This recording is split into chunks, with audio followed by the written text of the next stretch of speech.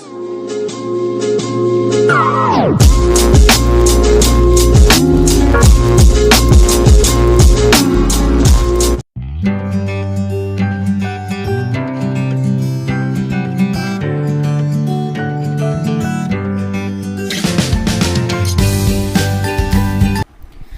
everyone, welcome back to my channel Gogo's Kitchen and Blog ole hokoloke swagatam janaisu. Aji moi apnalokor babe eta dhuniya eta tasty recipe loi aisu. Apnaloke baru Dimore paneer khai paise ne? Jodi nai poa ei video to last loike sabo. Moi Dimore paneer banai dekhuam. Aru he paneer khinire moi eta tasty recipe banai dekhuam apnalokok.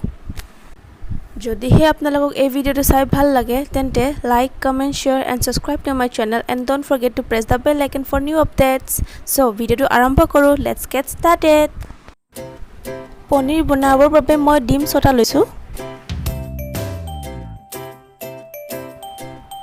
এতিয়া মই ডিম কেটা এটা বলত উলিয়াই লৈছো গোটেইখিনি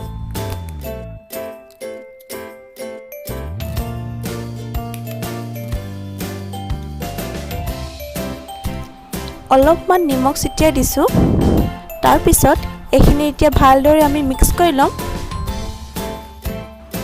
মন কৰিব কণিকেটা ভালকে ফেটিব আপোনালোকৰ লগত যদি ব্লেন্ডাৰ থাকে ব্লেন্ডাৰ দি কৰিব মই হাতৰে ফেটি দিছো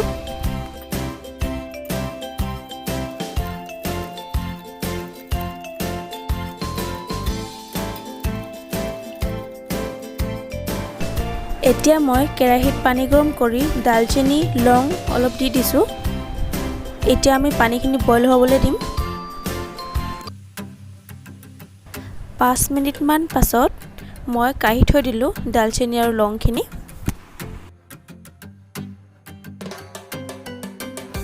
সেই পানীতে মই সেই বেটাৰখিনি দি দিম কণী ফেটি থৈছিলো যে সেইখিনি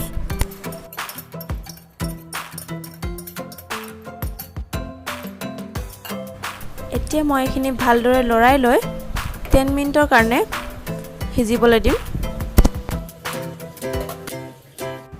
লগতে এটুকুৰ নেমু লৈ মই চেপি দিছো যেনেদৰে আপোনালোকে পনীৰ বনাবলৈ কাৰণে যে নেমু চেপি লৈ ঠিক তেনেদৰে মই ইয়াত দি দিছো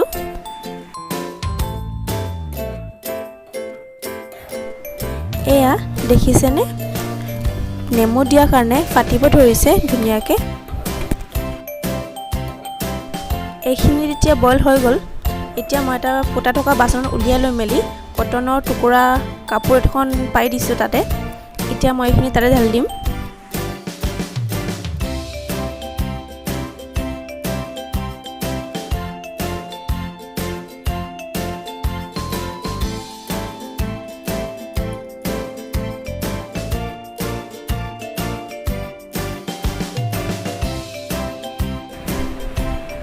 এয়া দেখিছেনে সফট হৈছে এতিয়া মই এইখিনি মেৰিয়াই লৈ চেপি দিম যাতে এক্সট্ৰা পানীবোৰ ওলাই যায়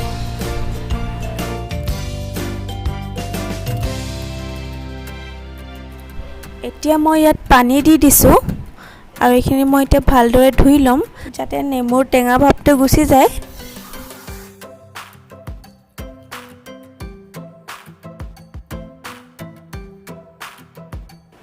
এতিয়া মই আকৌ চেপি দিছো এনেদৰে যাতে এক্সট্ৰা পানীখিনি ওলাই যায়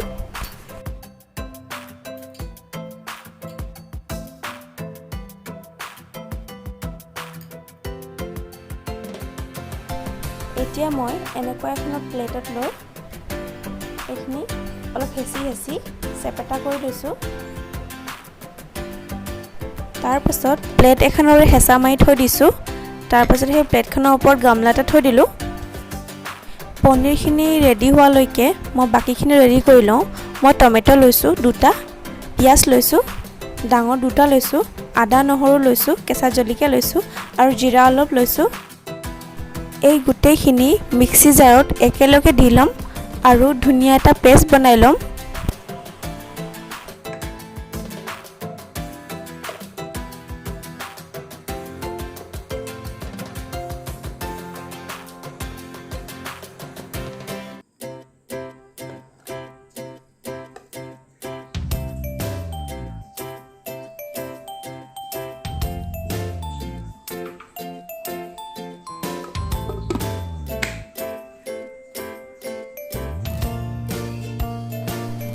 এয়া মোৰ পেষ্টখিনি ৰেডি হৈ গ'ল, ধুনীয়াকৈ মিক্স হৈ গ'ল চাওক।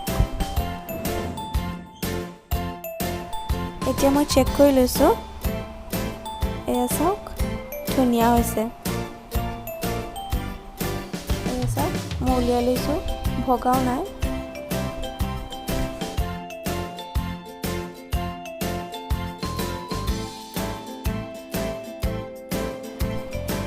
এতিয়া মই পনীৰখিনি কাটি ল'ম সৰু সৰুকৈ।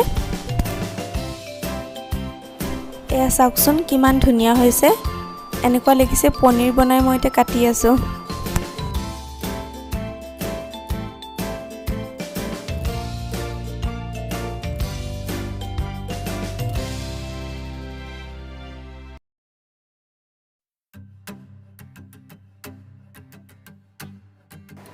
এতিয়া মই কেৰাহী গৰম কৰি লৈ তেল দি লৈছোঁ।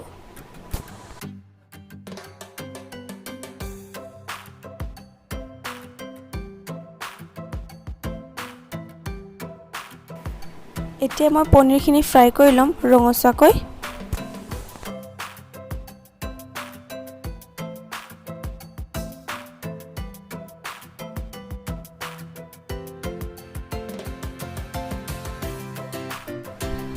হালধি পাউডাৰ দিছোঁ হাফ টিস্পুন।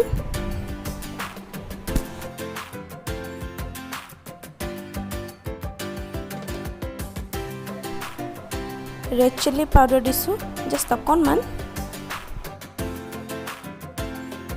এতিয়া এইখিনি ভালদৰে মিক্স কৰি লৈ ফ্ৰাই কৰি ল'ম ধুনীয়াকৈ।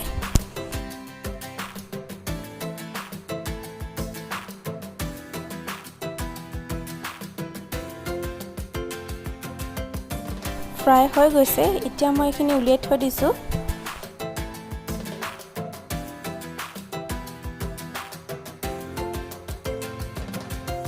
সেই একেখিনি তেলতে মই শুকান জলকীয়া তেজপাত দি লৈছোঁ।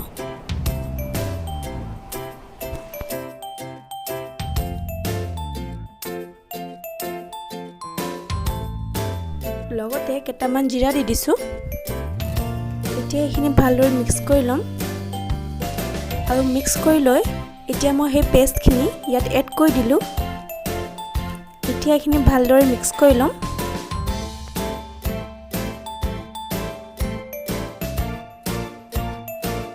হাই ফ্লেমত ভালকৈ ভাজিব যাতে চবৰে কেঁচা গোন্ধটো গুচি যায়।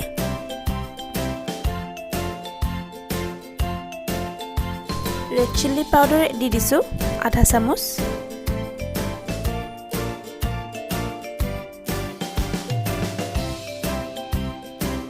হালধি পাউডাৰ দিছোঁ আধা চামুচ।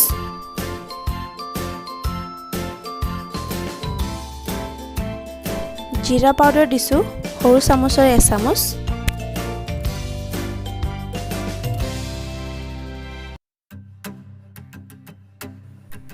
ধনিয়া পাউডাৰ দিছোঁ 1 চামুচ সৰু চামুচৰে।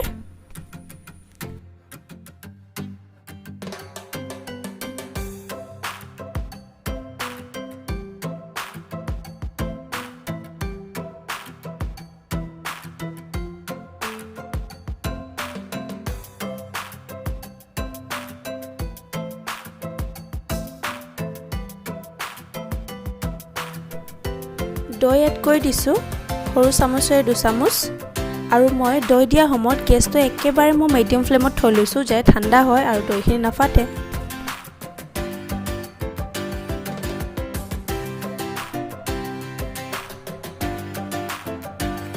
দহ মিনিটৰ কাৰণে ফ্ৰাই কৰি ল'লোঁ। অলপমান পানী এড কৰি দিছোঁ মিক্সি জাৰটো আখুলি লৈ মেলি।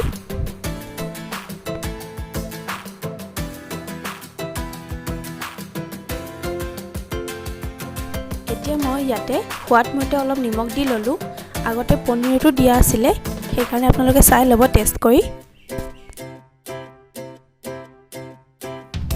এতিয়া মই পনীৰখিনি এড কৰি দিলোঁ। এতিয়া ভালদৰে মিক্স কৰি লৈছোঁ।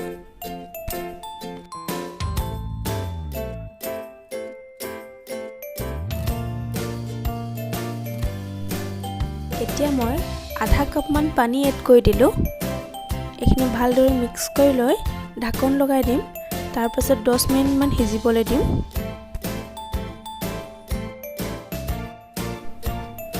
এয়া 10 মিনিট হৈ গ'ল আৰু আমাৰ পনীৰ তৰকাৰী ৰেডি হৈ গৈছে।